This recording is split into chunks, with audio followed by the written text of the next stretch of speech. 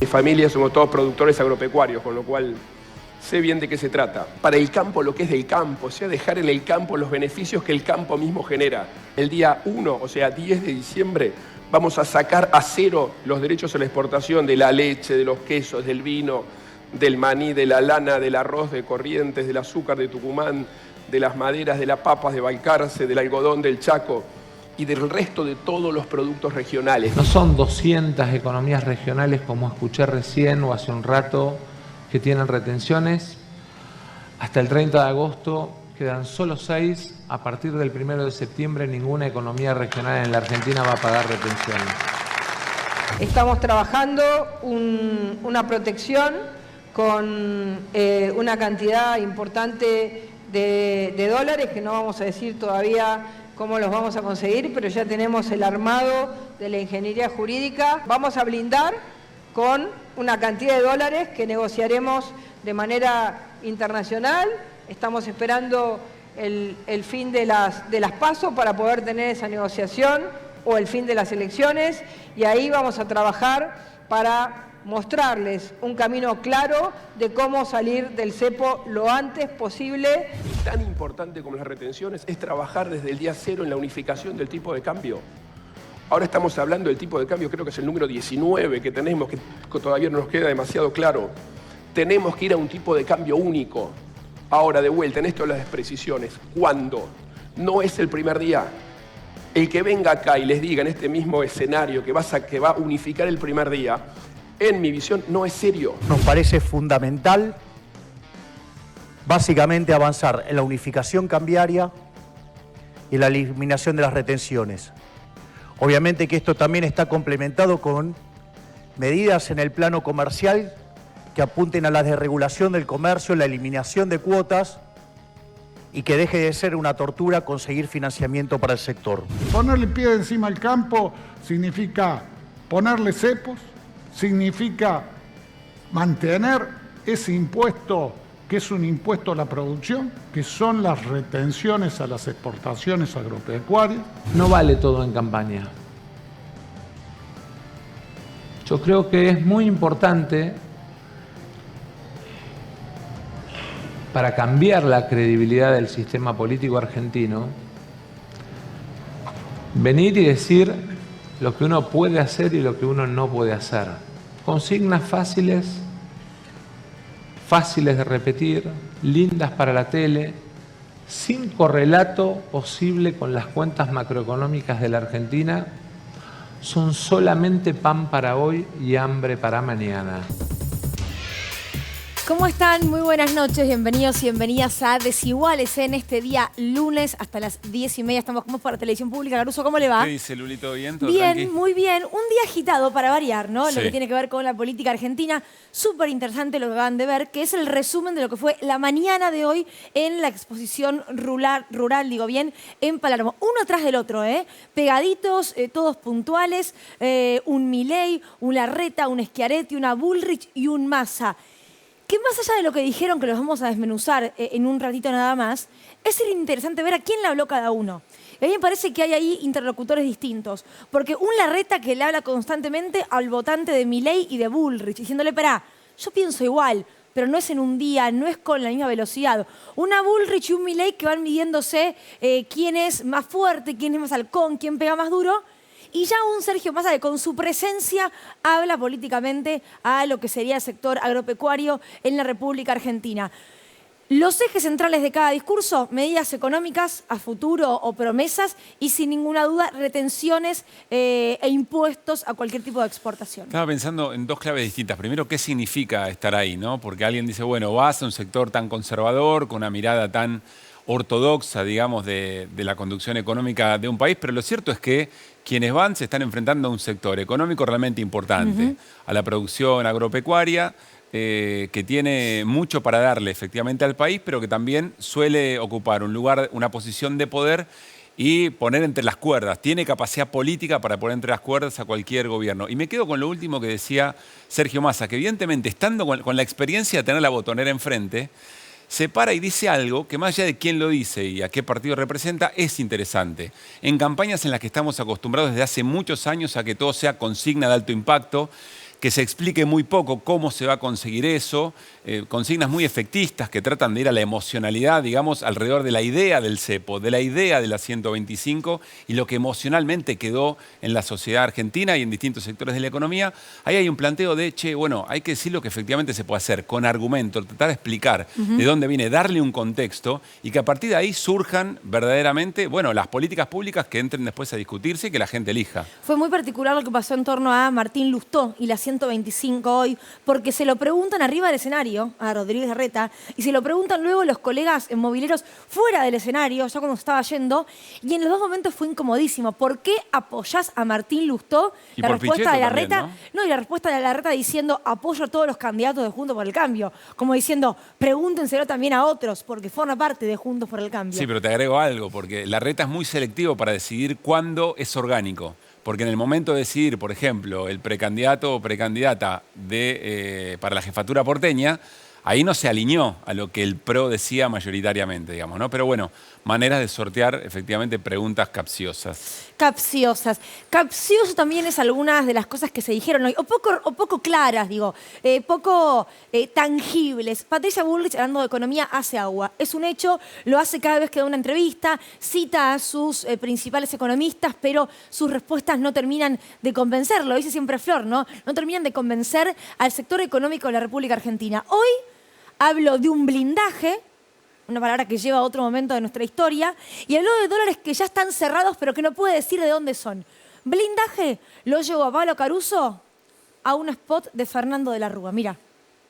Queridos argentinos, los esfuerzos de este año dieron sus frutos. He anunciado un blindaje internacional que nos saca del riesgo y crea una plataforma extraordinaria para el crecimiento. Difícil para ustedes que están soportando una crisis prolongada que lleva casi 4 años castigándonos. Pero en definitiva, terminamos este año con un gran éxito, el blindaje 2001. Conseguimos el blindaje 2001 y ahora los principales indicadores económicos anticipan un gran año para la Argentina. Qué lindo es dar buenas noticias, porque a partir de este extraordinario... ¿Sabes, Luli, que estaba acordando cuando nosotros comentábamos el enojo que le había provocado a Patricia Bullrich cuando Juan Manuel López de la Coalición Cívica referenció una hipotética presidencia suya con la serie Diciembre 2001? Bueno, ella ingresa en un terreno que es imposible que no derive eso. Primero por lo que anuncia y segundo por la propia palabra. Y si te acordás, cuando habló de cepo, cada vez que habla de economía, efectivamente hace agua, chapotea, y habló de cepo y lo que le criticaban es que no terminaba de explicar cómo. Bueno, acá aparece algo que va a anunciar, o sea, si gano lo cuento. En el momento que si no te lo cuento, que es una cosa. Ya tenemos dólares asegurados, no podemos decir de dónde. ¿What? Sí. Y además con una modificación de la estructura jurídica, bueno, lo cual invita a pensar que se van a desarmar un montón de acuerdos que se generaron en este tiempo para evitar efectivamente lo que el endeudamiento sin freno y sin control puede llegar a generar. Así que bueno, veremos dónde termina. En ese spot de la Rúa, ¿sabes qué dice también? ¿Qué? Es cierto que arriesgué todo mi capital político para hacer las cosas que había que hacer rápido. Está en ese mismo spot. Muy llamativo. Qué difícil, ¿no? Qué bueno no haber sido adulto en esa época, porque como niño yo tenía 11 años en ese momento, estaba un poco alejada. Hoy lo veo con otros ojos y me da un poco más de miedo aún. Estaba Sergio Massa, lo veíamos recién en el informe, y ayer hubo anuncio de medidas económicas. No es el acuerdo con el fondo, no es la renegociación, sino que en un punto es la tarea para que le digamos al fondo, mirá, voy a hacer esto. Ahora sí, me parece que podemos ponernos de acuerdo, se dé de una buena vez. Flor Barragán nos va a explicar todas estas medidas y viene también Ricardo Aronskin a hablar con nosotros sobre este tema. Bueno, Nico Fiorentino nos va a tratar de explicar por qué no funcionan las encuestas. Pavada de temas. La pregunta del millón. Es interesante. La pregunta es ganchera, pero la verdad que va a ser interesante complejizar un poquito eso. La dificultad que hay para leer un poco el panorama, para interpretar lo que está pasando en nuestras sociedades. Ayer un poco lo hablábamos también, incluso respecto de lo que pasó en España. Y estará con nosotros en el Living de Desiguales Juan Courel, que tiene mucha experiencia en campañas y además es consultor y analista político. Y en un rato nada más viene la ministra de Salud, Carla Bisotti, al Living de Desiguales. El motivo por el cual le invitamos un informe de Flor Alcaraz relacionado con lo que va a ser a partir de ahora el Hospital y Comunidad Montes de Oca, allí en Luján, es la aplicación de la Ley de Salud Mental tan discutida, tan criticada muchas veces y con razón, bueno, llevar adelante la construcción de viviendas para que aquellas personas con padecimientos psíquicos o alguna incapacidad puedan vivir ahí dignamente y en comunidad. Algo muy interesante, insisto, un informe que se viene de Flor Alcaraz y, por supuesto, preguntas sobre la salud, que también la política de salud se mete en la campaña. Recordemos que terminamos el gobierno de Mauricio Macri sin Ministerio de Salud, con una secretaría y después vino la pandemia. Bueno, arrancamos Desiguales. Dale. Qué lindo programa tenemos hoy. Nos vamos a la mesa al encuentro de Nico y Flor. ¿Cómo ¿Qué dicen? están? ¿Cómo ¿Cómo andan? Muy bien, la verdad. Salud la barra. Hace bastante que no decía eso. Basta de Bueno, decir la barra, ya es está. muy Me antiguo. gusta la barra. Sí. Muy No, bien. bueno. Eh. Nico, prometiste santo. respondernos una pregunta O hacernos compleja. muchas preguntas. Ah, Ok. mira, Ah. reculó en Así, chancleta. gambeteando Muy como algún jugador de River ayer en el Gigante de Arroyito. Quiero... Te vi a festejar ver, un punto. nada ¿Qué? más. ¿Con suplente? Te vi yo festejar festejo un todo. punto, muy bien. O sea, festejar el campeonato. A ver, te decimos, ¿qué es lo que pasa con las encuestas? Tuvimos en Córdoba un nuevo ejemplo de que se pifió grosso.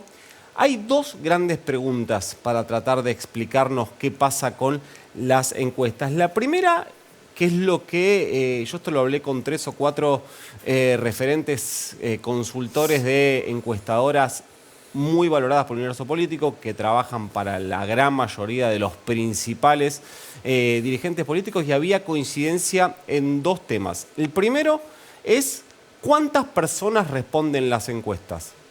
Es decir, por ejemplo, yo traje algunos números. Una encuestadora me decía que el sistema IBR es cuando te llaman por teléfono y hay una máquina que te pregunta. Sí. ¿Qué quiero decir? No hay contacto persona a persona.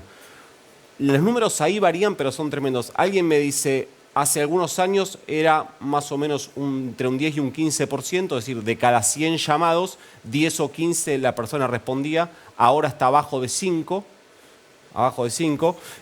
Gustavo Córdoba, que de la consultora Suban Córdoba y Asociados, dice que eso es mucho peor, que el IBR le está dando 1 cada 150, es decir, de cada 150 llamados que hacen, solo uno responde.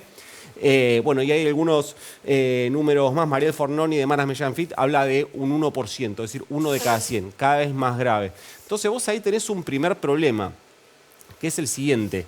Si a vos te responden esas personas, ese universo de personas, después hay sistemas que tienen una modalidad un poco más aceptable. Está la telefónica personal, cuando te llama una persona, ahí también cayó. Eso me decían que más o menos antes respondía un 40% de las personas. Cuando te llama una persona te copás más que cuando te llama una máquina, básicamente. Casi Sí, que es tiene una un cuestión poquito más solidaria. y hasta capacidad de persuasión. Eso digamos, me decían ¿no? que cayó como de un 40 a un 20%, y después las personales presenciales, es decir, que te tocan el timbre en tu casa, eso tenía un número mucho más alto, lo respondía más o menos 60% de las personas, ahora 40%. Me dijeron un dato que no hubiese imaginado, que es más bajo el porcentaje de personas que responden la presencial en los grandes centros urbanos que en las ciudades más chicas. Eso es por miedo a robos y demás, que te sacan información. La verdad Ahí es viene que, paranoia, me parece, la verdad ¿no? es que no lo sé. Puede ser también una cuestión sociedades de urbanas. ritmos, de vida, de que vas a la casa y por ahí no hay nadie, Sí. que eso también te pasa. Entonces vos ahí tenés un problema, y es, si a vos te responden, ponele que si a vos te responden 1 de cada 100, quedémonos con ese número, ¿no? Entonces vos necesitas 100, ponele que necesitas 100 varones de entre 18 y 30 años con estudios medios para generar un segmento de una encuesta. Entonces a vos te responden 1 de cada 100. Si a vos te responden 1 de cada 100, para tener 100 de esos, tenés que haber contactado 10.000 en términos proporcionales. Tenés que hacer 10.000 llamados para conseguir que 100 te respondan. ¿Me siguen hasta ahí en términos matemáticos? Claro, lo que pasa es que esos 9.900... Esa es la gran pregunta. Entonces, lo que respondan esos 100, a esos 9.900, ¿Los representan? ¿los están representando? Claro. Me Esa es la- imagino que las encuestas, la muestra, definen parámetros. Bueno, de que agarran cuando y vos llaman. ves una encuesta, dice, llama. Bueno, no, la encuesta nunca dice, te dice cuántos casos positivos hay. Nunca te Claro. dice sobre cuántos. O al revés, ¿qué características tiene ese 1% que tiene ganas de responder? Claro, digamos? pero uno espera que, como vos no podés, o sea, en estadística no podés censar a toda la población para saber qué piensa, uno espera que esa muestra no sea sesgada, sino que sea representativa. No, pero una cosa es que vos tengas una muestra representativa, que vos tengas, mira, hice 2.500 personas que representan perfectamente en términos proporcionales a la Argentina. Tengo tanta de tanta región, tanta de tanta región, tanta de tanta región, tanta de tal edad, tanta de tal edad, tanta de tal edad, tanto con tantos estudios, tantos que trabajan, tantos jubilados, tantos menores de 18. Entonces vos la representación la tenés. Lo que no sabés es de esos 2.500, 3.000, poner una encuesta gigante, 5.000 casos. De esos 5.000 casos, ¿cuántas personas vos tuviste que contactar y no te respondieron? Entonces esos 5.000, por más que sean una copia en términos proporcionales de la población, representan a todas las personas. Pero te agrego otra pregunta ahí, Nico. Las personas que no respondieron, y es, lo más difícil de identificar es qué intención de voto tiene ese 20% fluctuante que a veces está desconectado de la política, que no le interesa, etcétera, que habitualmente son los que por ahí una encuesta no te la contestan, no están ávidos para responder eso. Bueno, con lo cual es el sector justamente más difícil de llegar y además el que te vuelca una elección. Bueno, de hecho, otro punto en el que coinciden, y vamos a la segunda pregunta, que es de los que responden, ¿quiénes son? ¿Cómo es ese universo de personas que responden las encuestas? También hay mucha coincidencia. Vos tenés que encontrar a las personas que están en su casa. Las personas que están en su casa en horario laboral en general son mayores de 40 a 45 o adolescentes. En general, vos ahí tenés otro segmento y es, hay algo que falla siempre sistémicamente en las encuestas y es los sectores vulnerables. Hay dos grandes sectores a los que con las encuestas cuesta mucho llegar, que son los barrios más vulnerables y los countries. Lo que pasa que en términos proporcionales, vos tenés una representación de gente mucho más grande en los barrios populares que en los countries, a nivel nacional. Entonces, ¿qué pasa? Está subrepresentado los sectores populares en las encuestas. En general, hay algunas encuestadoras que consiguen meterse porque entablaron algún tipo de relación con referentes locales, pero son muy puntuales. Entonces vos ahí tenés un punto. Y otro punto, respondiendo a esto, ¿quiénes responden las encuestas? Es las personas que responden las encuestas, que tiene que ver también con lo primero, son las personas que están como más empapadas del clima político. Personas que quieren decir...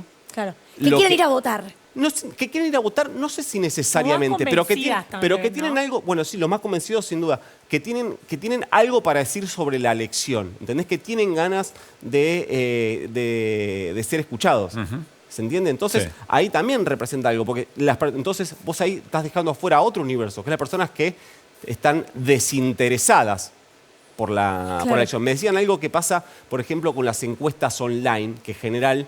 Vos tenés que, las encuestas, las mejores siempre son las más caras, naturalmente. ¿Cuáles son las más caras? Las presenciales. Obvio. Las presenciales, las telefónicas presenciales, las IBR y las online. ¿Qué pasa con las online? ¿Son las más baratas? ¿Y qué pasan? Sí, porque funcionan directamente con el algoritmo de redes sociales. ¿Qué es lo que empieza pasando? Que empiezan a representar siempre al mismo universo, porque los propios algoritmos reconocen a las personas que en determinada hora suelen estar conectadas, a las personas que suelen ingresar a tales y tales noticias, a tales y tales medios, que suelen hacer más posteos, comentar más notas o más publicaciones en las redes sociales, en Facebook, por ejemplo, a determinada hora. Entonces a esa persona la encuesta le aparece mucho más rápido. Y esa persona tiene ganas de responder. Entonces las encuestas online, vos encuestas online que tienen 5.000, 6.000 casos y dices, un laburazo. Claro, pero ¿qué personas las respondieron? ¿A dónde llegaron con esas encuestas online? Hay una cosita más que quiero decir que, lo dije, lo del rango etario, que es un problema. Y yo lo que quiero cerrar es, diciendo esto, la pregunta es, ¿sirven las encuestas? La realidad es que sí sirven las encuestas. ¿Por qué? Porque sirven para, te sirven para trazar la evolución de algunas cosas, interpretar algunas cosas. Para lo único que nos sirven las encuestas es para dar pronósticos de resultados electorales. No hay que mirar las encuestas buscando pronósticos de resultados electorales. A vos te sirven, si vos venís siguiendo una encuesta, a vos te puede servir, che, mira, este chabón viene haciendo la misma encuesta todos los meses hace 1 año y medio, preguntando la misma cosa a determinado segmento que tiene definido. Bueno, ¿cómo fue eso? La gente estaba más contenta, más descontenta, bajó, subió. ¿Qué piensa de tal candidato? Tal? Bueno, lo que no tenés que mirar, que yo lo digo acá casi que todos los programas, es lo único que yo no miro de las encuestas es la intención de voto. Por eso digo, es un insumo necesario, no es el único, no es el definitivo. Si vos vas a tomar decisiones cruciales de tu campaña basado únicamente en encuestas, y más en encuestas de intención de voto, seguramente te lleven a resultados extraños. Mira, algo que me decían de cómo sirven las encuestas. ¿Qué se dijo de Javier Milei en las provincias a partir de todos los resultados de Milei en las provincias? Que le fue mal. Sí. Que a los candidatos de Milei le fue mal. Una encuestadora fue a buscar a las personas intentó buscar a las personas que no votaron. También hablamos de mucho ausentismo en las provincias, ¿no? Fue a buscar a las personas que no votaron. La mayoría, cuando detectaron ese universo, la mayoría de las personas que respondieron no voté, ¿sabes qué eran? Eran varones blancos de clase media menores de 30 años. Votantes de Milei. ¿Se parece un votante de quién? Y cuando les preguntaron a las personas, a ese universo de las personas, cuáles eran las que tenían mayor entusiasmo de ir a votar, las personas que tenían mayor entusiasmo de ir a votar son las que después decían, en una proporción muy grande, que querían votar a Milei. Es decir, si vos te guías por los resultados de la intención de voto y la interpretación de las elecciones en las provincias, decís a Milei le va muy mal. Ahora, hay alguien que llamó, habló con gente y detectó un universo que dice, che, acá hay un universo que se parece mucho a lo que nosotros creemos que es el votante de Milei, que está ávido por ir a votar. ¿Qué es lo que le pasó a ese universo hasta ahora? No encontró en ningún cuarto oscuro una boleta que diga Javier Milei. Encontró a los candidatos de Milei, o a los que nosotros decimos de acá, los candidatos de Milei, porque ninguno ni siquiera hizo campaña con Milei en las provincias, ¿entiende? Para esas cosas sirven las encuestas. Buen análisis, Nico. Nos vamos a ir a charlar de todo esto con Juan Courel, pero antes, como introducción y material para discutir, un repaso de distintos momentos de la campaña hasta aquí. Violencia es lo que vivimos todos los días en esta Argentina. Violencia es que cada día tu plata valga menos. Son los cortes y las horas de espera. Completamente detenido. ¿Qué pensás cuando se pone en duda la cifra de los desaparecidos? Lo que no podemos decir es o decís 30.000 o sos un traidor a la patria. Para mí es un tema sensible, tenemos que manejarlo con mucho respeto para que no pase nunca más, nunca más. Patricia tiene un estilo muy diferente al de Horacio, tiene mayor determinación en medidas que tomar, lo expone de esa manera. Digo, pero después está la exageración, hablan de gritos, ¿dónde hubo gritos? No hay gritos. Ahí hay una lógica de cómo creemos que debe ser conducida la Argentina a partir del 10 de diciembre. Va a ganar Horacio Rodríguez Larreta porque garantiza el equilibrio, la paz social, ninguna cosa mágica, ningún fenómeno que yo puedo, que porque soy más mala. Como teniendo una mirada tan positiva para el campo, ¿por qué integras a alguien que apoyó la 125? Entiendo que están haciendo referencia a Miguel Ángel Pichetto. Es una buena pregunta. Yo no las hago, a veces los políticos se enojan, pero Es una buena si no pregunta. las hago, las hicieron ellos. Nosotros en Juntos para el Cambio tenemos un acuerdo global con muchos partidos que lo conforman. Es cada partido quien elige sus autoridades. No soy yo a dedo que decido que el líder de la coalición cívica de Chaco sea fulano o el de radicalismo de Tucumán sea mengano. ¿Qué diferencia usted de Horacio Rodríguez Larreta? Nosotros lo que tenemos es una decisión de cambio que no la vamos a negociar. ¿Qué respondes a eso? Que los cambios no son negociados, los cambios hay que hacerlos como yo los hice en la ciudad de Buenos Aires. Ahora no se hacen a las trompadas. ¿Rescatás a Mauricio Bullrich? No, al único que rescato es a Mauricio Macri. Todas las operaciones de las que he sido víctima durante el último mes está involucrada la señora Bullrich. Cuando hay orden, podemos soñar, imaginar, proyectar. Vivir una vida normal. De esta Argentina solo salimos con orden, decisión y coraje. Quiero decir con toda claridad, van a venir por los derechos que ustedes tienen. No creen que la Argentina sea capaz de ser productiva. Prefieren importar en lugar de producir. Y los que no lo vivieron en esta fábrica, los compañeros se lo pueden contar. El problema es en qué país queremos vivir. Si queremos vivir en un país en el que el trabajo sea el centro de la discusión, o si queremos vivir en un país donde la discusión esté centrada en lo financiero. Gracias. Cuento con ustedes, muchachos. Gracias. ¿Cuál fue el gran problema con el acuerdo anterior? Pésimo acuerdo de Guzmán. También lo criticó, Pésimo acuerdo de Guzmán. Lo criticó más. Sí, pero lo votó. ¿El Frente Renovador lo votó? Sí, sí. Nosotros no lo votamos. ¿Cuál fue el problema? Que nos enteramos todos. Nosotros tenemos 3 diputados. Yo soy precandidato a presidente. Yo quiero saber. En mi país también. Entonces, Yo no estoy de acuerdo con esta forma de negociar. Señor rival, ¿cómo le va a un rival? Bien, ¿vos? Dale, meta. Señor rival. Juan Cobrel, bienvenido, ¿cómo estás? Bien, muchas gracias. Gracias por venir. Gracias. Bueno, ¿qué estás viendo de la campaña? ¿Qué te llama la atención? ¿Qué es interesante para rescatar en términos de qué campaña estamos teniendo? Bueno, estamos viendo una campaña como la de los últimos 10 años, que son campañas en las que la sociedad tarda en entrar en el ritmo que tal vez tienen los equipos políticos, los candidatos o el mismo periodismo, ¿no? O los que trabajamos haciendo campañas. Vas a la calle y ves alguna mesita, ves alguna publicidad, pero bueno, y es un fenómeno de época que tiene que ver con muchas cosas, entre otras cuestiones, la fragmentación de las audiencias, de los públicos, de los medios, etcétera, que hacen que, bueno, no haya un broadcasting que te penetra con la información que quieren y atraviesa toda la sociedad. Dentro de esto, los posicionamientos que se esperaban de cada uno de los actores, ¿no? Un Juntos por el Cambio, donde se pelea a ver si lo que va a imponerse es lo radicalizado o lo más supuestamente moderado. Un Milei intentando de mediar en esa discusión, tratando de correrla un poco para el extremo, y después en el oficialismo lo que sí se puede entrever es que, digamos, se va a tratar de una campaña de contraste prospectivo puesta hacia adelante, ¿no? No en las diferencias sobre el presente, sino en las diferencias que pueden tener una u otra manera de gobernar. Lo escuchábamos recién en el segmento en el que hablaba Sergio Massa, tratando de advertir que si bien el presente puede no satisfacer a los argentinos, no es lo mismo un futuro que otro de los cuales se están proponiendo. Ahora, la interna de Juntos por el Cambio, ¿te la imaginabas en este tono? Porque han sabido construir siempre una unidad y se baja esta línea y todos acatan, que hasta ahora había funcionado. Bueno, claramente el liderazgo de Mauricio Macri ordenaba la discusión. Cuando se corre, yo imagino que Rodríguez Larreta imaginaba que iba a ser un heredero natural de ese liderazgo y no lo fue.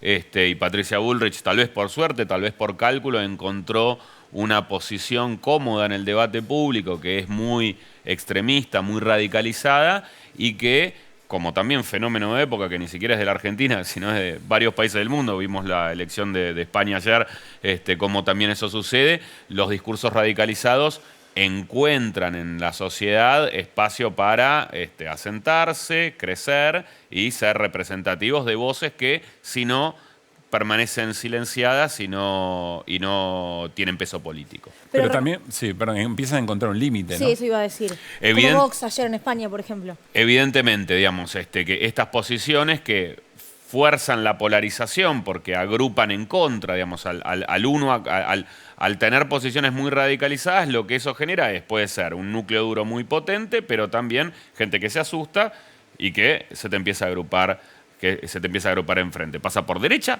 pasa por izquierda. Y es un fenómeno también vinculado tal vez a lo que veíamos, lo que decía recién Nico Fiorentino sobre el tema de las encuestas. Cuando en las encuestas empieza a aparecer un claro ganador, también se agrupan en contra. ¿Por qué? Porque el fenómeno de la polarización que agrupa a la sociedad en ofertas políticas antagónicas, con discursos muy adversativos, muy polarizantes, a lo que lleva es a eso. No solamente el crecimiento de un polo, sino el de su competidor. O sea, por ejemplo, mirando lo que pasó ayer en Córdoba, que las encuestas se han dado a De Loredo como ganador, ¿lo benefició a Pacerini? Lo puede, no puedo establecer una causalidad directa, pero lo puede haber beneficiado. Miren lo que pasó en las primarias en Argentina desde 2015, por lo menos. Todos los candidatos que les fue mejor en las primarias empeoraron su desempeño en octubre. ¿Vieron cuando hay gente preocupada por diciendo no nos puede ir mal en las primarias? Creo que hoy lo dijo Massa. No, nos tiene que ir bien en las primarias porque eso es el primer tiempo. No es el primer tiempo. Y eso no condiciona el resultado en octubre. 2021, el Frente de Todos pierde contra Juntos por el Cambio por una amplia diferencia en la provincia de Buenos Aires en las primarias. Después termina perdiendo por apenas un punto. ¿Se acuerdan? 2019, la victoria del Frente de Todos por 17 puntos en la PASO y después solo 8 puntos en octubre. La del 2017, Cristina gana por un punto contra Esteban Bullrich y después se pierden en octubre, se da vuelta en la elección. En 2015, Scioli a Macri le gana creo que 38-24 la primaria y termina 37-34 la elección de octubre. ¿Qué quiere decir esto? que la gente vota mucho en contra, vota mucho en reacción a lo que cree que puede ganar y que no termina de definir lo que a ella la identifica. ¿Y eso es parte de la crisis de la discusión política? Eso es por lo menos parte de la polarización que vuelvo. No es un fenómeno argentino, sino que es un fenómeno regional. Pero y explico la pregunta. ¿Por qué digo que si es parte de la discusión política? Porque en vez de votar en función de un país que te imaginás o de determinadas políticas públicas que te representan o crees que le van a hacer mejor a tu vida y a lo de los tuyos, aparece entonces la idea de, bueno, no, que no gane, prefiero que no gane este antes de yo ir a elegir por la positiva. Las campañas se están negativizando mucho. O sea, cada vez más los mensajes están asentados principalmente en el contraste con lo que hay enfrente y no tanto en la definición de los propios candidatos. En la campaña esto es un fenómeno que no existía. Antes del 2015, de la campaña del balotaje, ¿se acuerdan cuando se hablaba de la campaña del miedo? Sí. Bueno, ¿por qué se habló en ese momento de una campaña del miedo? Porque después de mucho tiempo, en una campaña electoral, un candidato decidió basar su estrategia en diferenciarse respecto del otro y no hablar de los propios atributos, ¿no? Ahora todas las campañas son así. Vemos los spots de todos los candidatos y en todos los casos el componente negativo es más alto que el positivo. En países donde el voto es optativo, ¿no? Por ejemplo en Estados Unidos, que es donde más se investiga además acerca de campañas electorales, hay una vinculación muy directa entre la negatividad de los mensajes y la deserción a la hora de ir a votar, la participación, la baja de la participación. Y bueno, algo de eso está pasando, ¿no? Nico. Tuiteaste el sábado, de hecho voy a confesar, te lo iba a preguntar por privado y dije sábado, no lo voy a joder un sábado, así que lo vas a responder Gracias, en vivo. te agradezco. Tuiteaste el sábado, cada día más convencido de que se necesitaban unas pasos entre un candidato del presidente y otro de la vice. ¿Me desarrollás tu hipótesis? Sí, yo creo que la interna del oficialismo que empezó en 2021 a verse de una manera tan notable y tan pública, ¿no? No se llegó a metabolizar. Creo que este acuerdo con el que se tejió la candidatura de Sergio Massa y que terminó en una virtual candidatura de unidad, porque también está Grabois, no permitió saldar el debate respecto de aquella interna. ¿Cuál era el problema con el actual gobierno? ¿No? ¿Cuál es el problema con el actual gobierno? ¿Y qué virtudes, si las tiene, podemos resaltar? Y eso yo creo que es el principal déficit en la campaña de Massa hoy. Yo creo que esta campaña del contraste puesta en adelante, en diferenciar, miren que no es lo mío tener derechos laborales a no tenerlo, miren que no es lo mío tener jubilaciones que no tenerla, tener un Estado presente a no tenerlo, es acertada, pero hace falta que para que tenga carnatura en la sociedad haya algo vinculado al presente. Yo creo que ese algo vinculado al presente es un juicio claro y, si se quiere, definitivo respecto de qué pasó en estos 4 años en la Argentina. O sea que eso hubiera impulsado la posibilidad de entender a Massa como cambio de lo que hay. Yo creo que el discurso oficialista está todavía muy en el aire y no llega a ser tierra, no llega a ser más tangible porque hay un problema con la explicación del presente. Un problema que creo que hay cierto temor de abordarlo. Mire, la persona que lo dijo más claro creo que fue Cristina, ¿no? Cristina dijo, por ejemplo, en el 25 de mayo dijo que un gobierno de Mauricio Macri hubiera sido 1000 veces peor que el actual gobierno. Bueno, perfecto, desarrollemos. Cristina lo puede decir, evidentemente ella se siente con la libertad de decirlo. Ahora, da la sensación de que el resto de Unión por la Patria no se anima a definir por qué. Lo que pasa es que el enfrentamiento interno, de alguna manera, y lo hemos dicho mucho aquí, evitó que se puedan poner cuestiones de gestión muy positivas de este gobierno como elemento en la propia campaña actual. Es decir, quedaron anuladas por completo. Estaría bueno poder explicar cuáles precisamente fueron, ¿no? A veces se habla de la negociación con el fondo, pero bueno, la negociación con el fondo fue el centro del discurso político del oficialismo y del ministro y el candidato hasta el día de hoy. Ahora, Juan, hay una... perdón, Pablito, hay una valoración que... sabemos todas las estrategias tienen pros y contras, en todo caso se trata, no existe la perfecta, se trata de encontrar la que te dé más pro que contra. Cuando ves la disputa pública y virulenta que hay en la interna, por una interna muy competitiva como es la de Juntos por el Cambio, y la pacificación de la interna, me arrojo el calificativo, de Unión por la Patria, ¿no hay ahí también algo positivo para destacar de esta estrategia?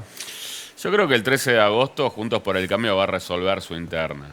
y de ahí para octubre van a tener tiempo de articular un discurso hacia una dirección o la otra, ¿no? Digamos, a la que se haya impuesto. Y eso le va a resultar útil. El hecho de haber ido a una interna y haberla resuelto de esa manera le va a resultar útil para tener el envión suficiente. Sí, pero eso para la dirigencia. Hay que ver abajo si la lectura que hacen es igual que la hace la dirigencia. Habrá que verlo, yo creo que no. Y acá no ha pasado nada. Sí, yo tiendo a creer que abajo, cuando la dirigencia se ordena, también se ordena.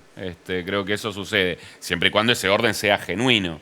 Yo creo que acá hay un orden agarrado con pinzas en el oficialismo, ¿no? Digamos, y por algo hay cosas como que no se dicen, ¿no? Yo creo que esa interna además hubiera tenido una resolución clara y que hubiera ayudado además a empoderar a un candidato, al candidato que se impusiera ahí. Bueno, no se dio, nada, es una posición. No es la única, como vos bien decís, no es la única estrategia posible. Sí. Ahora, creo que en todo caso lo que la ausencia de una interna no tiene que generar es la imposibilidad de hablar sobre la actual gestión, la evaluación de la actual gestión y el país que se está dejando. Juan, ¿no crees que está subestimada la precandidatura de Juan Grabois o el sentido político de lo que representa? Yo creo Grabois? cuando lo escucho a Juan Grabois que tiene que el mensaje que él articula es muy representativo de una porción muy importante del electorado duro de Unión por la Patria o del electorado más identificado con Cristina. Creo que no es el único factor el mensaje que se evalúa a la hora de definir un voto. Creo que Massa está siendo inteligente al ir primero a hablarle al kirchnerismo histórico, por decirle de alguna manera. Creo que es inteligente al darle tanto espacio tal vez a la Cámpora o a sectores cercanos a Cristina, precisamente para evitar que ese mensaje que representa a ese electorado tenga además apoyo y respaldo político. ¿Va a cambiar mucho la campaña de las PASO octubre? Bueno, el tema es que yo creo que, el discurso del contraste prospectivo, del contraste puesto hacia adelante, es al final de cuentas el principal driver, el principal factor que puede conducir a un voto al oficialismo, ¿no? El decir, cuidado, advertir sobre los riesgos de votar a una oposición que propone tantos cambios. El tema es que no sé si se sostiene la narrativa tantos meses, ¿no? Digamos, en el medio hay que decir otras cosas.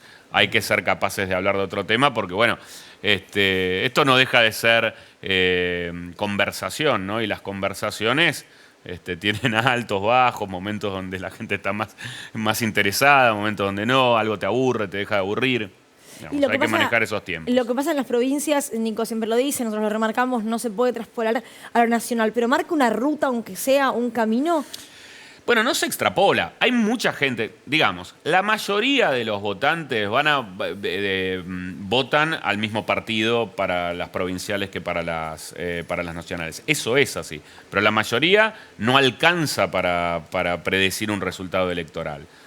Yo, por decir ejemplos, en 2019, en Santa Fe ganó Perotti la elección a gobernador y el Frente de Todos la presidencial la perdió. En Entre Ríos ganó Bordet la elección a gobernador y el Frente de Todos la elección a presidente la perdió. Es decir, no es un predictor. La mayoría de la gente va a votar y se va a comportar, digamos, con cierta lealtad partidaria o ideológica, pero no toda. Nico. Viste que hay team verano, team invierno, team batata, team membrillo. ¿Vos sos team el mejor rival en un balotaje para Massa es Larreta o la mejor rival es Bullrich? Mirá, si voy a las encuestas, la rival más competitiva es Patricia Bullrich, es la más difícil para ganar. Si salgo de las encuestas, si voy a lo que observo en el debate político y creo que me parece verosímil ese dato de las encuestas, porque tiene una posición que es más clara que la de Larreta para la porción del electorado que ella busca representar y que busca seducir. No creo, por otro lado, que Larreta a la hora de un balotaje salga a negar que va a hacer las reformas que propone Bullrich, porque de esa manera correría el riesgo de desmovilizar y de que muchos de los votantes históricos de Juntos por el Cambio lo miren con desconfianza y no lo voten. Juan, la última de mi parte. Recomendanos cómo leer una encuesta, cómo usar una encuesta. Estoy muy contento por lo que dijo Nicolás antes. No son para predecir resultados. Cuando yo empecé este trabajo de la mano de Manolo Morey Araujo, que es el fundador de la investigación electoral en opinión pública de la Argentina, él lo decía no ahora con estos instrumentos. Hace 30 años decía, las encuestas no sirven para adivinar resultados, sirven para evaluar tendencias, agrupar comportamientos, construir clivajes. Sirven para investigar, para escuchar, para sacar conclusiones. Ahora, bueno, después no es un problema de acá que es un fenómeno que se llama la carrera de caballos, ¿no? Eso que en las campañas, en vez de estar evaluando con propuestas, estamos viendo quién mide mejor, ¿no? Sí. Porque es más divertido, la verdad es más entretenido, es más lúdico. Obvio. Pero bueno, eso es un fenómeno de cómo cuando se empezaron a mediatizar las encuestas, perdieron su sentido y se desnaturalizaron en cuanto a la forma de ser consumidor. Pero yo cuando trabajo yo no hago las encuestas, yo encargo las encuestas. Soy un ávido consumidor de encuestas y tengo mucha experiencia de haber leído encuestas que daban resultados que terminan siendo de otras. Y yo siempre trato de hacer la pedagogía con los políticos con los que trabajo diciendo, no te cases, esto es para evaluar. Pero les gusta es para casarse con las encuestas, ¿o no? Les encanta. Ayer Juntos por el Cambio se casó, se divorció, se volvió a casar, fueron todos juntos y después dijeron, ¿para qué me casé? Pero es divertido, es como leer el Está horóscopo. como todos, ¿no? Después entregan la casa, el auto, y ¿para qué me casé? Y hermano, vos firmaste, hacete cargo. Cuánta info, ¿No? ¿no? Es entretenido. Gracias, Juan. Gracias no te a cases ustedes. por las dudas. Si no, terminamos yendo toda la fiesta al pedo. Claro, ¿no? al pedo. Muy bien. Al pedo. Bueno, gracias, Juan. Nos vamos con Flor Alcaraz. Bienvenida, Flor, para presentar el informe y en un ratito lo charlamos con Carla Bisotti. ¿Cómo anda? ¿Cómo está? Sí, bueno, hablando de propuestas, ¿se acuerdan que durante la pandemia se hablaba muchísimo de salud mental y de repente dejamos de hablar de eso? Me parece que es un tema que tiene que entrar en la conversación de la campaña y en ese sentido estuvimos yendo a Luján porque en este paradigma de cambio de la implementación de la Ley de Salud Mental que se aprobó allá por 2010 y que se propuso en 2020 cerrar todos los mal llamados manicomios, en ese proceso en Luján se empezó a construir el primer barrio inclusivo para que vivan personas que tienen distintas problemáticas de salud mental. Estuvimos ahí, preparamos este informe, en un ratito hablamos con Carla. Ha llegado la hora de hablar de la salud mental. La salud mental del que tiene trastornos psiquiátricos que deben ser atendidos médicamente y que no es el modo de recuperación aislarlo en este sistema manicomial que hasta el día de hoy tuvimos. De tantos pasos que dimos ya hicimos un camino y por eso es tan importante este día, un decreto presidencial que le cambia el nombre de colonia a comunidad.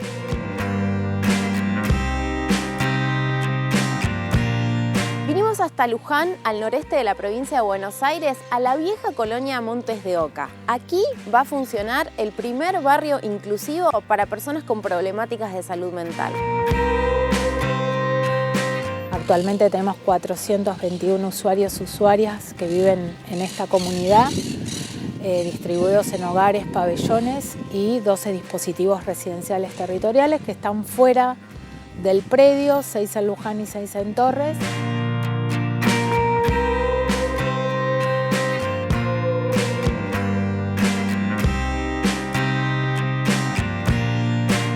Estas 50 viviendas que van a ser parte del barrio inclusivo nos va a permitir que todas las 260 usuarios y usuarias que habitan en el lugar puedan habitar en casas. Y para nosotros creo que es uno de los puntos fundamentales para el cumplimiento de la ley.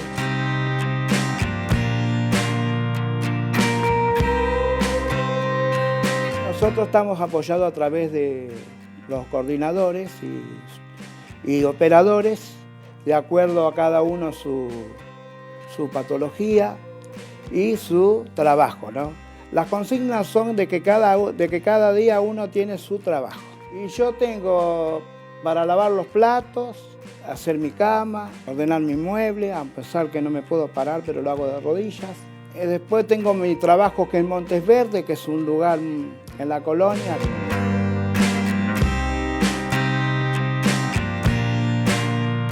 Este lugar va a pasar a ser un barrio inclusivo. ¿Qué significa para vos que viviste toda la vida acá, que tenés toda una historia con la colonia que pase a ser un barrio inclusivo? Que es nuevo, que es algo ideal, que es algo importante. Comunidad, ¿por qué? ¿Por qué? Porque está dentro de la misma institución, por eso a eso le llaman comunidad. O sea que los pabellones no van a existir más. Por eso yo ahora estoy contento porque entre toda la comunidad nueva, digamos, la comunidad del Estado nueva de ahora, ha hecho mucho por la colonia Montes de Oca. Y ojalá se puedan hacer en otras también. Yo creo que se ha trabajado en otro de los ejes, que es la rehabilitación y la inclusión social, que tiene que ver con las actividades propias que hacen estas personas. Tenemos 5 centros de día, trabajamos con talleres, con clubes de barrios, con sociedades donde ellos realizan actividades. Trabajamos fuertemente con lo que es deporte. Creo que eso es fundamental para decir que esto es una comunidad. ¿Es posible replicar esta experiencia de barrios inclusivos en otras partes del país? Estaba pensando, Luli, muy vinculado a lo que hablamos con Juan Courel, cuando la política o la discusión política se volvió entretenimiento, nos empezó a quedar ventanas de oportunidades para discutir ciertas cosas. Y me acuerdo de la discusión por la ley de salud mental tendiente a la desmanicomialización, que generó un montón de expectativas. Ahora, claro, cuando toda esa discusión empieza a generar políticas públicas, de repente es como que no hay lugar, ¿viste?, para contar todo lo que efectivamente se va haciendo. Me da la sensación, Flor, que estamos un poco hablando de eso, ¿no? Sí, tal cual. Qué bien que te salió desmanicomialización, porque Sí. a mí no me sale. Por eso digo cierre de los manicomios, es difícil. Pero sí, digo, las políticas se implementan y también hay que estar ahí. Un poco el trabajo que hacemos en los informes es cuando se corren las cámaras, Claro. ir a buscar esas historias y contar cómo se están implementando. Estamos con Carla Bisotti, ministra de Salud. Gracias, Carla, A ustedes. por estar acá. Tengo un poco la pregunta de Flor, y es si esto que está ocurriendo ahora allí en el partido de Luján puede o debe replicarse en otros puntos del país también. Primero, gracias por el espacio, porque en este lío poder visibilizar todo lo que se está haciendo en materia de salud mental, como decían, me parece que es importante porque realmente hay un trabajo enorme de muchísima gente y se puede, se debe y se está haciendo. Digamos, la verdad es que nosotros tenemos 2 hospitales nacionales. Uno es el Hospital Laura Bonaparte, que el objetivo más importante de la Ley de Salud Mental es que los hospitales monovalentes que solo hacían salud mental y que tenían internación y tienen usuarios y usuarias internados vayan transitando a ser polivalentes y se abran a la comunidad, quiere decir que atiendan otras situaciones, otras condiciones y que trabajen en desinstitucionalizar a las personas, a los usuarios y las usuarias. El Bonaparte queda en la ciudad de Buenos Aires, El ¿no? Bonaparte está en la ciudad de Buenos Aires, trabaja también con acciones extramuro, con la comunidad, y la ex colonia Montes de Oca, que ahí en el cartel se ve que se llama Hospital y Comunidad de Ramón Carrillo. La verdad que es un cambio de paradigma enorme. Empezó llamándose asilo, después colonia de retardados, colonia Montes de Oca, y ahora es un hospital que está abierto a la comunidad de Torres. Para quienes dicen que el lenguaje no significa nada en términos concretos, ¿no? Claro que significa. Impresionante, el modo Claro de nombrar las cosas. Absolutamente. Y el trabajo que se está haciendo ahí es remodelando y refuncionalizando el hospital abierto a la comunidad. Ese barrio que está haciendo con el Ministerio de Hábitat en un programa que se llama Habitar Inclusión, es un barrio que está abierto a la comunidad. 260 de los 400 usuarios y usuarias van a vivir en esas casas asistidas, porque son personas que además de tener discapacidad intelectual y tener padecimientos de salud mental, no tienen una red de contención familiar y viven hace décadas en ese lugar. Después están refuncionalizando también pabellones donde vivían 40, 50 personas en departamentos para que puedan vivir los que tienen más posibilidades de independencia, y en los pabellones habitaciones dobles para los que requieren más asistencia. Pero Carla o Flor, vos que estuviste ahí, ¿qué significa concretamente lo comunitario en términos de un modo de asistir estas patologías? Bueno, lo comunitario es, primero, que el hospital está abierto a la comunidad. Tenía un centro de salud mental, ahora es un centro de salud integral, donde se atiende consultorio para personas trans, el control del ingreso escolar, controles de niños sanos, digamos, se hacen mamografías, toda la población va a hacerse los controles o asistirse al hospital. El barrio está abierto a la comunidad, no es que están adentro del hospital, sino que son terrenos que se abren a la comunidad. ¿Qué significa eso para que las la gente personas? se va a insertar en la comunidad, que van a convivir con la sociedad. Algunas preguntan... Contrario a la política de encierro. Si vos vas allá y ya es como un barrio Exacto. y no te...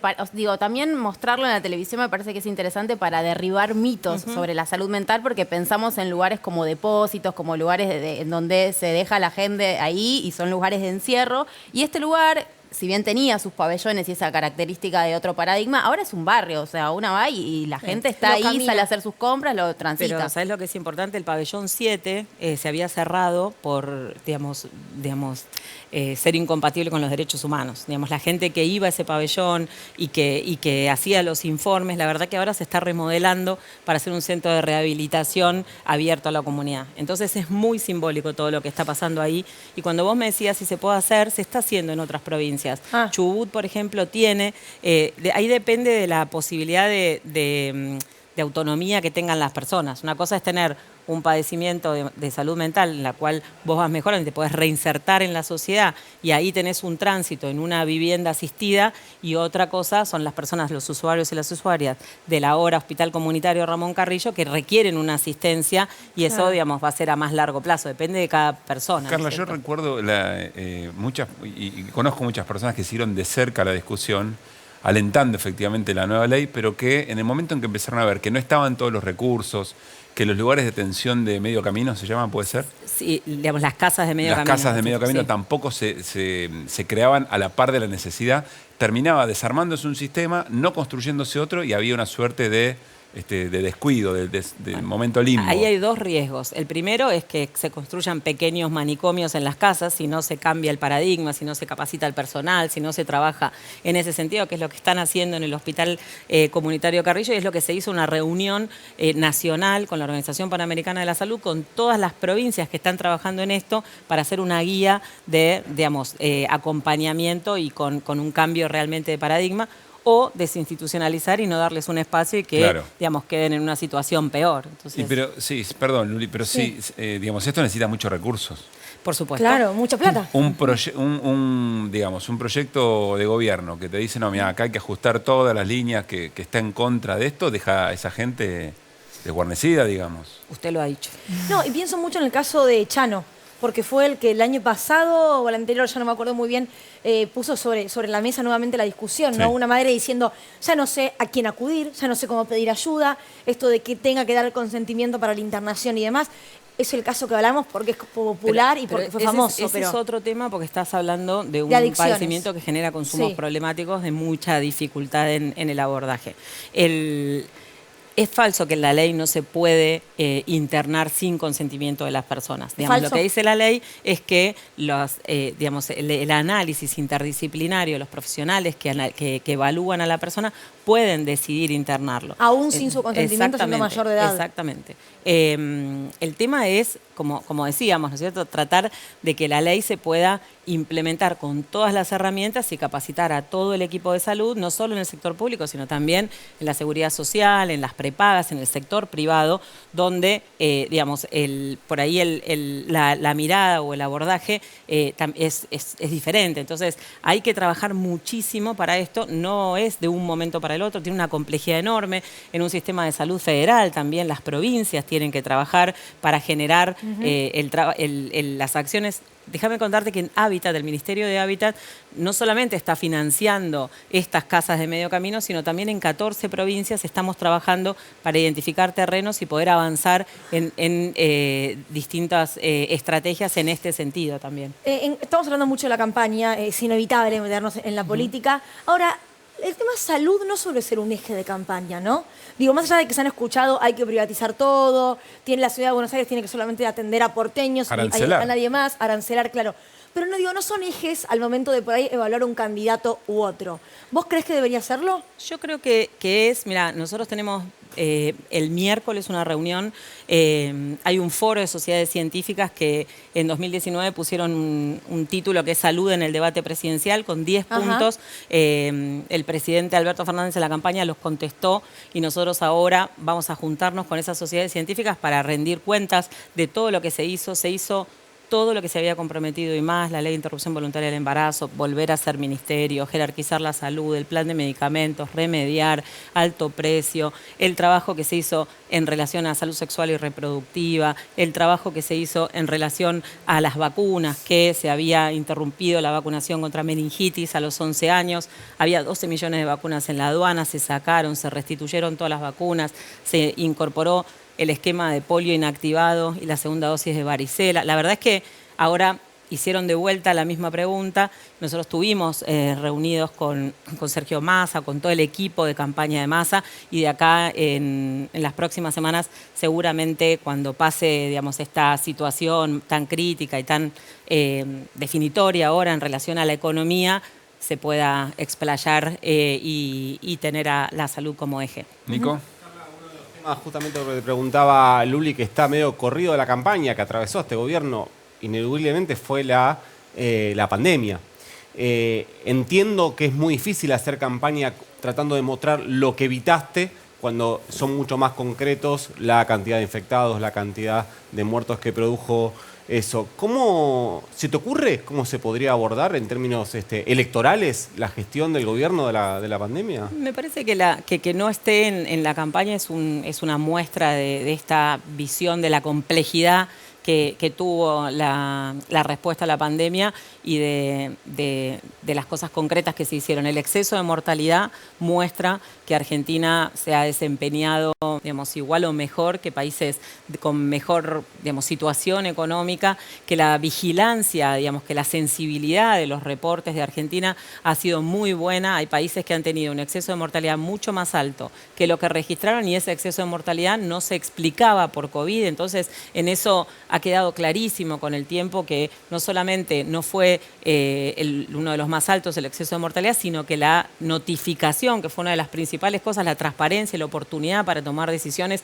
ha sido satisfactoria, que la campaña de vacunación ha sido realmente muy exitosa, que la población ha confiado, que tomamos decisiones oportunas que han sido buenas no solo para Argentina, sino para otros países, y que realmente se ha podido dar vuelta a la página gracias a la vacunación. La curva de aumento de la vacunación y de descenso de las camas de terapia intensiva es irrefutable, y como vos decís, decir o poner en valor lo que no sucedió es muy difícil, pero quienes estuvieron en los hospitales, quienes estuvieron, digamos, distribuyendo oxígeno, distribuyendo vacunas, saben la complejidad y saben lo que no sucedió. Esas, digamos, imágenes de la gente vacunándose, esa tranquilidad, yo creo que con el tiempo se va a ir viendo, y me parece que eso es importante. Hay algo que sí quedó de la pandemia, que está en la campaña, que es, que sobre todo lo usa Rodríguez Larreta, de diferenciarse con él. Nosotros abrimos las escuelas,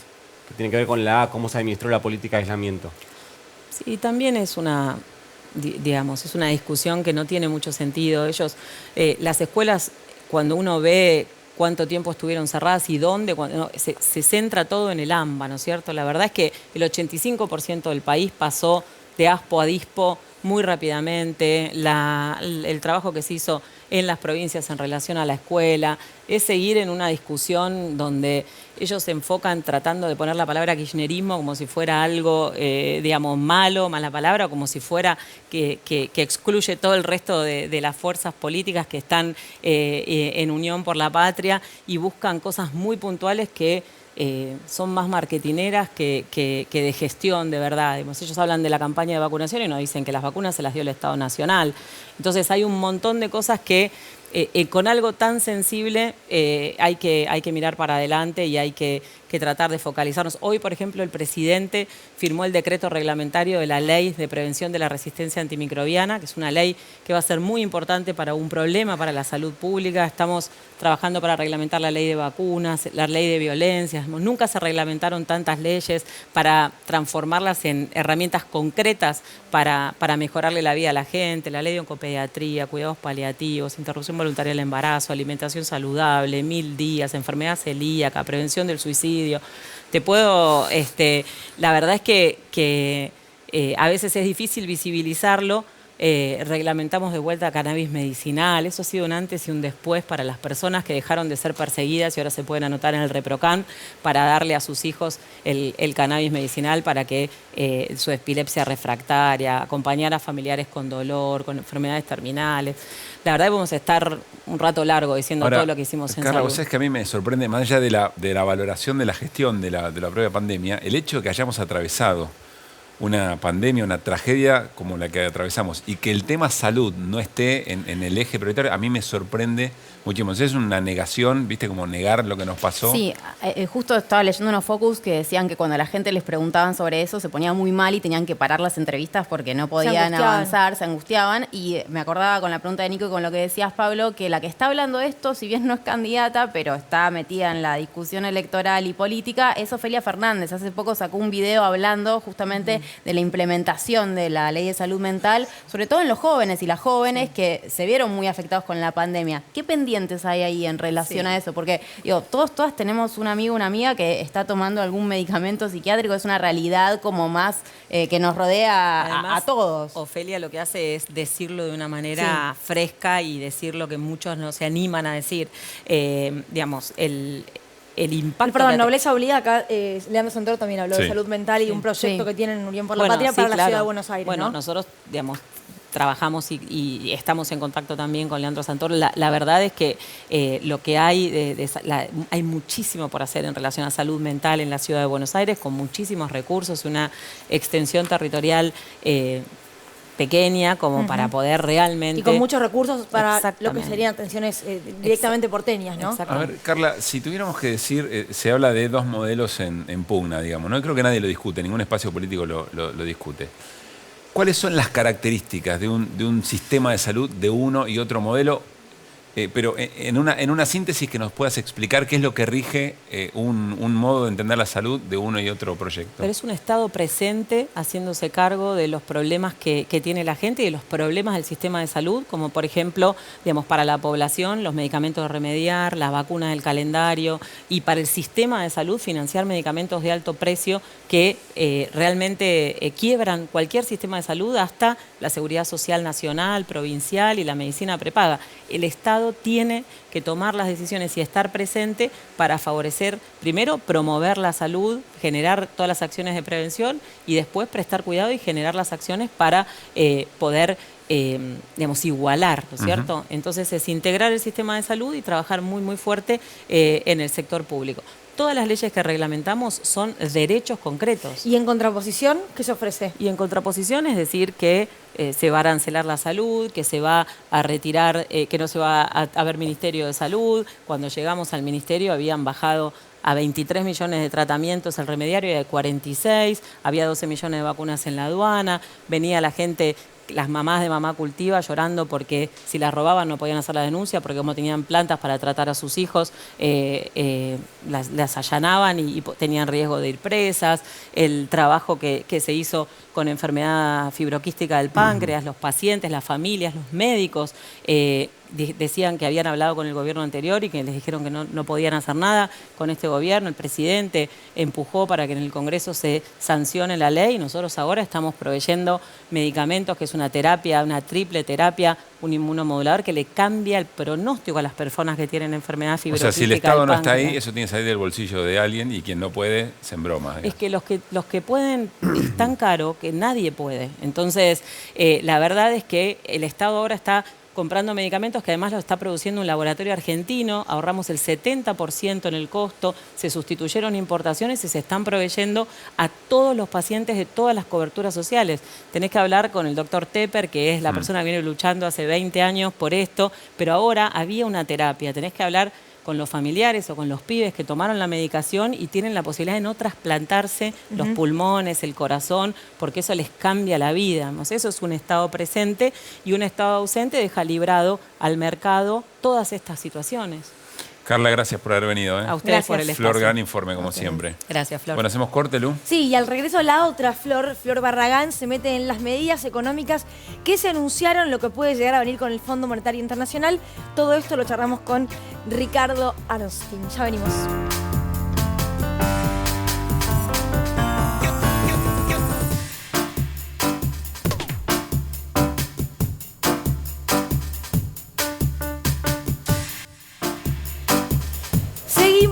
decíamos, es Flor Barragán analizando números. Hoy aprobó una materia, además, así que está así, a tiro cada día más cerca de ser nuestra economista de cabecera, Flor. Ay, Dios te oiga. No, ¿qué Dios? ¿Los docentes y vos estudiás? ¿Qué tiene que ver Dios en esto? Por favor. No, porque cada vez estás más cerca, pero te sentís más lejos. No, no sientas eso, Flor. Dios te acelera pasos, ¿viste? Como... Dios te oiga. Flor, nos metemos en lo que se anunció ayer, que no es el reacuerdo, la renegociación con el fondo, sino que son medidas económicas Bueno, para la negociación Argentina. sí. No. A ver. Sí, porque lo que vamos a hablar hoy es un poco de las nuevas medidas y también del vecino molesto. Y ustedes me van a decir, ¿qué vas a hablar? ¿De la ley de alquileres? De los... No estaría ¿Por mal. qué no? Podríamos hablar. Pero ¿por qué el vecino molesto? Y vamos a hablar del Fondo Monetario Internacional. Así lo calificó Sergio Massa, el ministro de Economía. Entonces trajimos esta bella placa como para darle introducción a este tema, porque es el vecino que tenés al lado, pegado, con quien estás discutiendo todo el tiempo. Por eso es molesto, ¿no? Cuando todo el tiempo estás discutiendo con tu vecino, se torna un poco molesto. En mi caso, tengo algunas discusiones también, pero me lo guardo para mí. Bueno, dale. Al aire lo Muy voy a bien. decir. Bueno, de lo que vamos a hablar efectivamente es de las nuevas medidas económicas que están profundamente relacionadas con el Fondo Monetario, porque de hecho cuando uno pregunta qué tiene que ver las nuevas medidas con el FMI, te contestan que fueron consensuadas con el Fondo Monetario y fueron para cumplirle al FMI en no tener que devaluar por un lado y en que no te caiga la recaudación por el otro. Claro, es un mirá como dice la tarea, ahora que dame los tildes, Claro. tic, tic, y vayamos por la renegociación. Sí, hice la tarea y además no me pidas otras cosas, te hago esto, no tanto esto, pero bueno, te hago algo de lo que me estás pidiendo. Repercusiones de las 3 nuevas medidas que ayer ya las estuvieron mencionando tienen que ver con por un lado que habló justamente el Fondo Monetario Internacional a través de sus portavoces y dijeron que estaban de acuerdo con las nuevas medidas, las calificaron de positivas y podemos ver específicamente, allí consideramos que las medidas anunciadas son positivas, dice, para fortalecer las reservas y consolidar el camino del orden fiscal, variables fundamentales para fortalecer la estabilidad económica. Dice positivas para fortalecer reservas, ahí reservas tenés por un lado el nuevo dólar agro de 340 pesos, lo que busca es que se liquiden más dólares que el campo exporte, el sector de economías regionales y del maíz. Por ese lado habla de fortalecer reservas. Habla del tema de la recaudación porque el impuesto que se le pone a todas las importaciones, con algunas excepciones, ese impuesto te ayuda casi a un punto del PBI, casi que sumás en recaudación. Así que por eso habla de esas dos cosas. Otra repercusión, día 1 de las nuevas medidas, tiene que ver con el dólar paralelo. Después hay que ver la causalidad y todo, pero lo que se dio efectivamente hoy es que el dólar paralelo, el blue, tuvo un salto, cerró en 552 pesos y es una suba en solo un día, es decir, entre hoy, lunes y el viernes de la semana pasada, del 4,3%, lo cual es bastante. Y por último, trajimos para pasar el limpio en qué estado está esta negociación tan importante, le diría, lo más importante que pasa hoy en la economía argentina. Sí, ahí tenemos muchas cosas que pasan en la economía argentina, es cómo va a desencadenarse esta negociación con el Fondo Monetario Internacional. A ver. Y trajimos entonces, para pasar el limpio, lo que está acordado es los objetivos centrales, seguramente eso sean las nuevas metas que tenga el acuerdo, la posibilidad de intervenir en el mercado, esto es que puedas utilizar dólares si tenés una corrida, para que no tengas estos saltos en el dólar. Sí, tenés signos de pregunta, que es de cuánto van a ser los desembolsos. Massa dijo ayer en C5N que iban a ser en agosto y en diciembre, lo que no dijo es de cuánto. Dijo la mayor parte en agosto. Sí, la mayor parte en agosto y dijo que va a ser más de lo que esperaba todo el mundo. Claro, porque lo que uno espera es que te den y devuelvas el monto entero. Sería como un extra. Sí, yo no soy tan positiva. Ok, bien. Lo que me imagino es que todo el mundo esperaba que te dé muy poquito porque no le estás cumpliendo las metas y que te va a dar por más. lo menos para pagar lo Claro. que tenés que pagar este año, que de acá en adelante son 10.000 millones de dólares de acá hasta que termine el gobierno de Alberto Fernández. Y por último, otro signo de pregunta es ¿qué condiciones va a tener la letra chica, que es lo que se llama el Staff Level Agreement, que a veces no se mencionan y uno va a ese documento en inglés y encuentra cositas novedosas? Y por último, en una semana, lunes, entre el domingo y el lunes de la semana que viene, o el 31 y el primero, que ahora estoy dudosa de cuánto caen. Lunes y martes. Lunes y martes tenés que pagar 3.500 millones de dólares. ¿Cómo se va a pagar? Otra gran pregunta. Gracias, Flor. Seguimos charlando, ¿eh? Pero con este piso nos vamos al living, al encuentro de Ricardo Aronskin. Bueno, para analizar y agregarle además la mirada política sobre lo que significa negociar con el Fondo Monetario. ¿Qué haces, Ricardo? ¿Cómo te va? ¿Qué tal? ¿Cómo están? Gracias por venir. Bien, bien. O sea, es que la dificultad que uno encuentra es que cada vez que se va a una negociación con el Fondo Monetario no hay una buena negociación. Nunca es bueno el acuerdo con el Fondo. Entonces, ¿cuál es la mirada que hay que tener? Que hay que poner en la balanza para decir, bueno, ¿es favorable o es el menos peor o es el gobierno se impuso de alguna manera respecto del fondo? ¿Cómo analizas esto vos? En este caso, ¿no? Sí, pedían cosas más graves, ¿no? Desde el punto de vista del ajuste fiscal y pedían cosas más graves desde el punto de vista de la devaluación. Yo creo que el gobierno concedió algunas cosas, pero está tratando, y creo que puede lograrlo, básicamente mantener el mercado interno en funcionamiento, que no haya un ataque al mercado interno, a los ingresos de la población. Está tratando por todos los medios de defender eso, porque sabe que si se cae el mercado interno, se cae la recaudación y te van a pedir todavía más ajuste fiscal y entras en un ciclo de contracción económica imparable. Pero Entonces, Ricardo, ¿no son inflacionarias estas medidas? Mira, ahí hay dos elementos. Hay un elemento objetivo, que es que algunas cosas van a tener un impacto inflacionario acotado, acotado, no tremendo, no generalizado, no en todo, en algunas cosas. Ese es el elemento objetivo. El elemento subjetivo es después lo que pasa con la sociedad argentina, con las remarcaciones de precios, con lo que a cada uno se le ocurre. O sea, que si aún no teniendo razones para hacerlo, remarquen igual.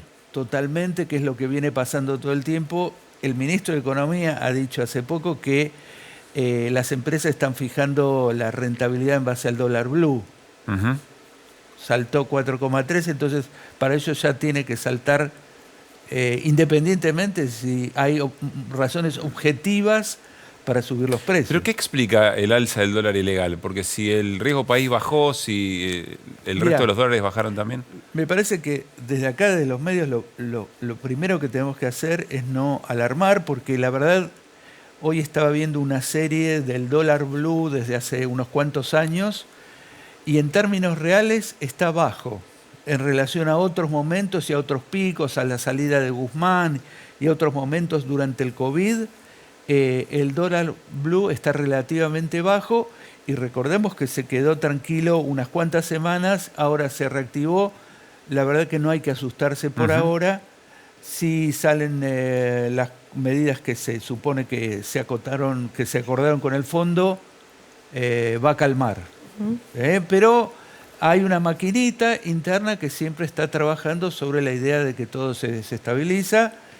No hay que darle demasiado espacio a que altere los nervios de la población. Nico. Ricardo, las medidas de ayer, como las tres centrales, es un dólar más caro para el campo, un dólar más caro para importar y un dólar más caro para ahorrar. ¿Eso son medidas extraordinarias? ¿Es un desdoblamiento cambiario o es una devaluación selectiva? Vos tenés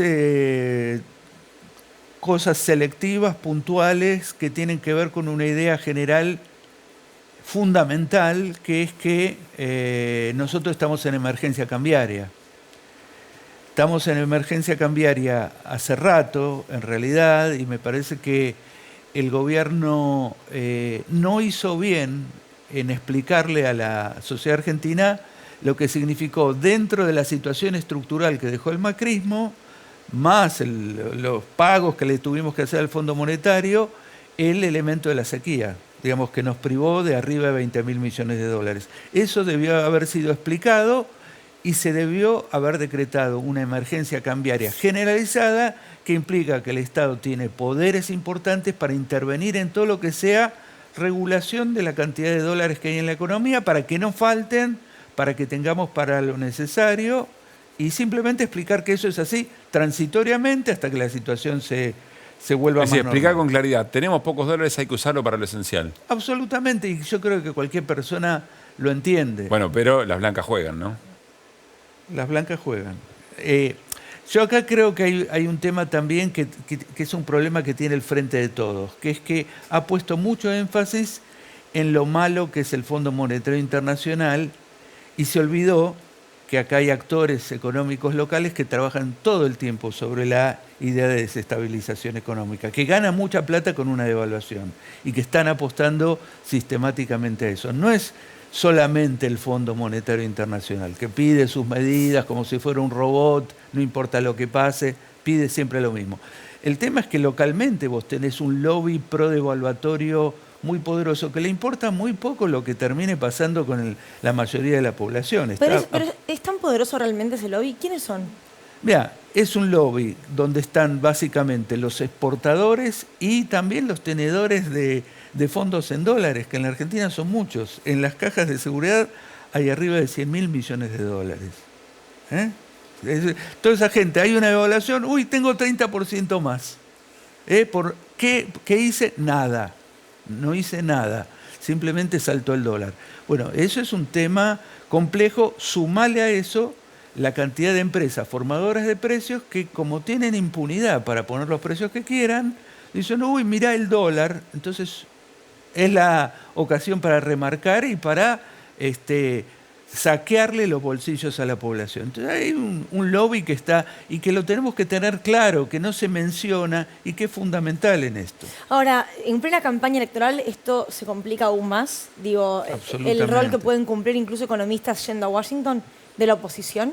Es claro, y cuando vos ves las campañas por las redes, cuando vos ves las declaraciones, vos, si lees correctamente, ves que hay un deseo de desestabilización económica que ayudaría, contribuiría a una oposición que no ofrece nada nuevo y que en general, antes lo vi a Milei, las medidas que propone son todas agresiones a la población.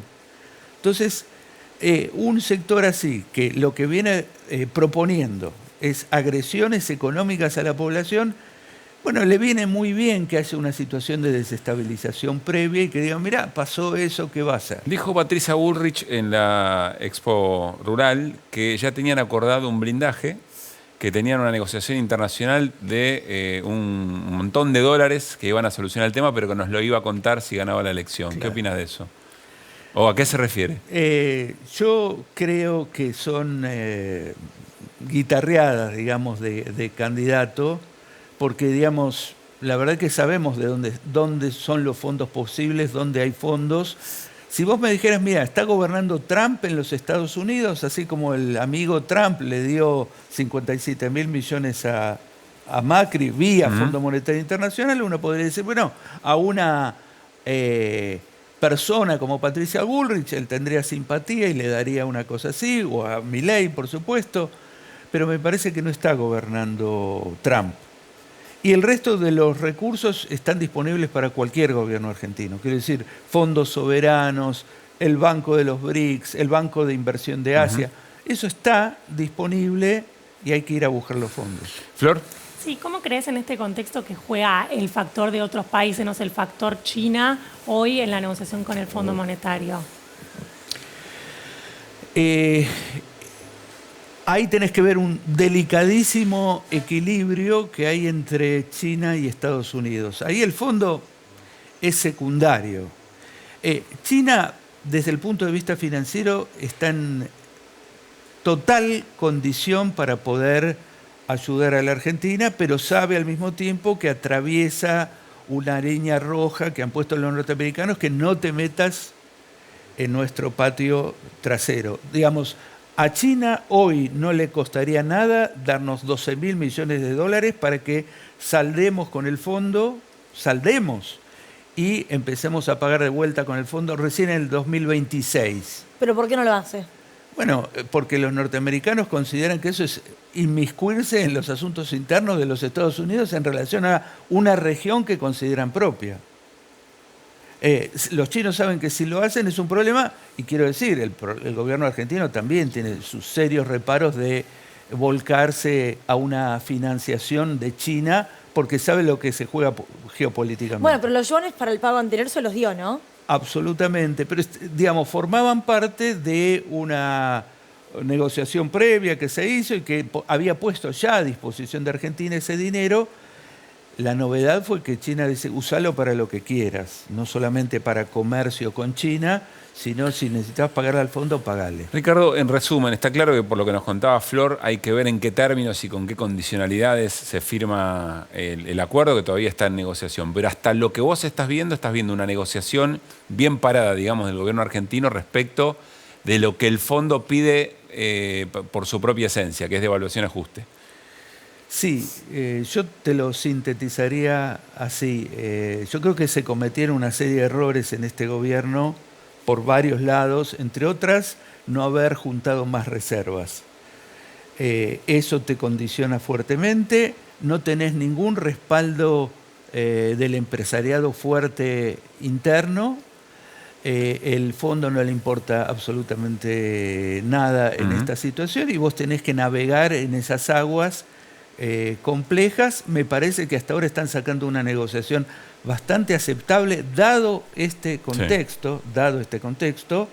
Si tuviéramos otro nivel de reservas, podríamos negociar de otra forma, pero me parece que si se logra sostener el nivel de actividad económica, si no se genera una devaluación importante y si no se genera un golpe inflacionario significativo, el gobierno la va manejando razonablemente bien.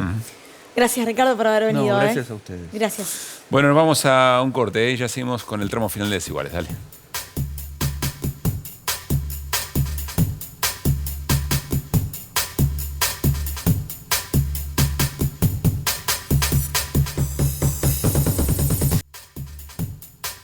Estamos al aire, últimos minutos de Desiguales y atención porque ahora, 22:30, arranca un nuevo capítulo de SIC, Periodismo Textual. En este caso, Skyvan, el avión de la muerte, la investigación y la repatriación del avión George Skyvan.